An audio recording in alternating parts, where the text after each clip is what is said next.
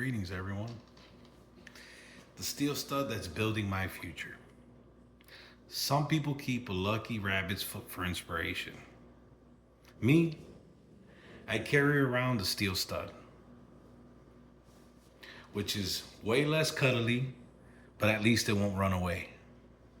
Now, I know what you're thinking. Why in the world would someone carry around a piece of metal like this?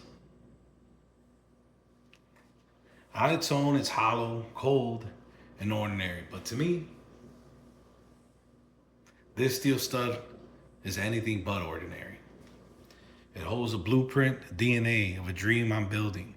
One that hasn't broken ground yet, but one that's already shaping me into who I need to become. Today, I want to share how this simple piece of metal connects my past, my career, and the future I'm working toward. And what that has taught me about building more than just homes.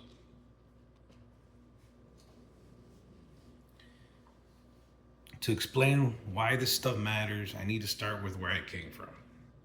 I grew up with my dad, who worked as a general contractor. I was just a kid, but I can still remember the sound of the hammers echoing through the frame of a house, the smell of fresh lumber, and the look on his face when he stood back and admired a project that finally came together. Construction was like its own language in my home. Blueprints spread across the table, measuring tapes hanging off belts, and stories about long days on the job. My dad never sat me down and gave me speeches about hard work. He showed me. In those moments, I learned that building something physical is also about building pride, patience, and purpose. Now, life took me a different path for a while. I went into industrial automation for various industries, utilities like natural gas, and now water treatment. You could say I traded sawdust for safety manuals and blueprints for schematics and chemicals. But in that world, I learned leadership, precision, patience, and how to think in systems and processes. And systems and processes. How each small part fits into a bigger picture. And now I find myself back where I started, with construction. Except this time I'm not just helping someone else build. I'm holding on to this steel stud as a reminder of the business I'm working towards. My own manufacturing and construction company right here in the Chicagoland area. Of course, when I told my wife I was bringing a steel stud to class, she thought I meant I was finally introducing you all to a GQ model. Sorry to disappoint. This stud doesn't flex. It frames walls. So why this stud? What makes it special? Well, for starters, it's light but strong. And to me, that's what ambition feels like. You have to hold your dreams lightly enough to stay flexible, but firmly enough to stay committed. It's also cold formed under pressure. And honestly, isn't that how we all grow? None of us become stronger when everything is easy. We're shaped when life puts the squeeze on us.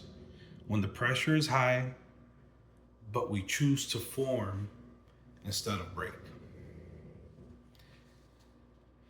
And this is a part I really love. A steel stud is usually hidden. Once the walls go up, you don't see it anymore. But without it, the structure collapses. That's what it reminds me of. Our values. Things like integrity, work ethic, and patience. They're not flashy, but they hold everything together. On a personal level, this stud also bridges generations. My father built with wood. I'll be building with steel. Different materials, different times, but the same purpose. It's innovation rooted in tradition. Every time I look at this piece of metal, I see more than a construction material. I see a reminder that what I'm working on now is bigger than me. It's not just about starting business, it's about creating jobs, serving communities.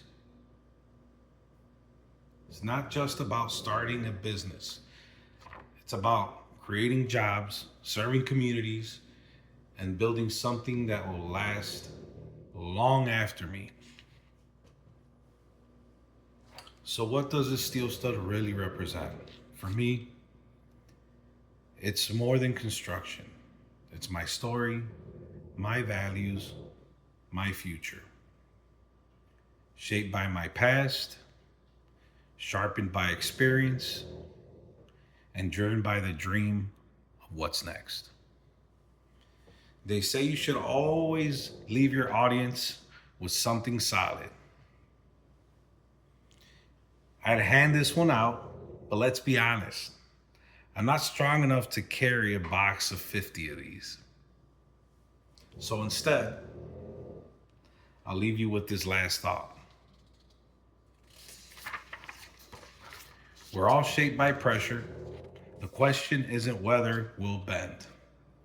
It's whether we'll form into something strong enough to build the future. Thank you.